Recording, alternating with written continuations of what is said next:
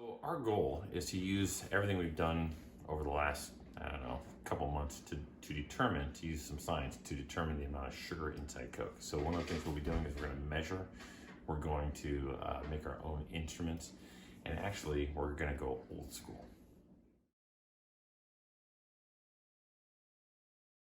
Okay, so one of the things that we're going to be doing now is an experiment to determine the amount of sugar in Coca-Cola. So here are some things that I have set up. If you notice, I've got 5 bowls, and in the bowls, I'm going to mix an amount of sugar. So we have 355 milliliters of water in every bowl that I'm going to put in there. And the reason I picked that is because if we're going to look at our Coca-Cola, there's 355 milliliters of fluid in that, so let's make it easy on ourselves. Next thing that's going to happen is that there's going to be a certain amount of sugar in the water to make a solution. So we've got 0 teaspoons of sugar, 1 teaspoon, 2 teaspoons, 3, 4, and 5. There's the sugar, there's the teaspoon, there's my graduated cylinder, which is our Coke can.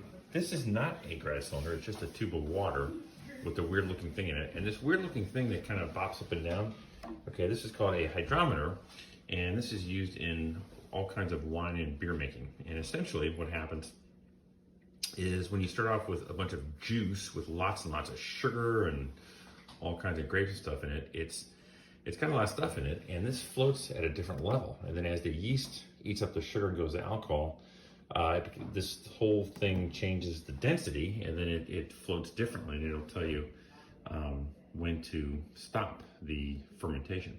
And so we'll do it and see if we can use it for, see if, like, if I put 5 teaspoons in that water or just one teaspoon of sugar, is it going to change how that floats? And can it help us figure out how much sugar is in Coca-Cola?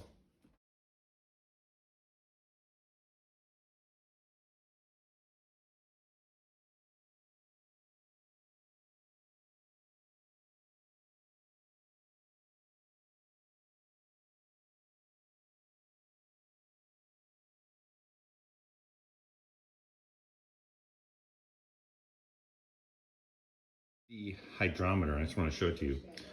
This actually goes from 0 on the top to about 20 on the bottom, and it's called Brix, B-R-I-X.